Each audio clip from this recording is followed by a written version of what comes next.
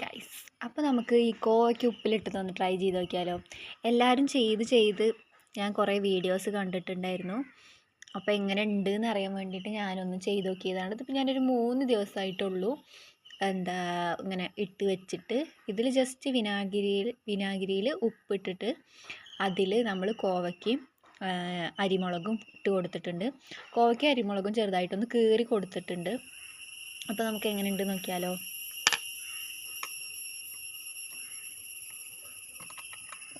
ഒന്ന് പോയി.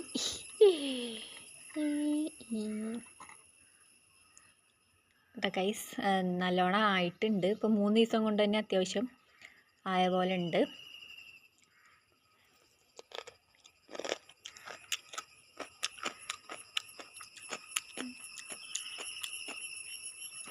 അടിപൊളിയായിട്ടുണ്ട് ഗൈസ്.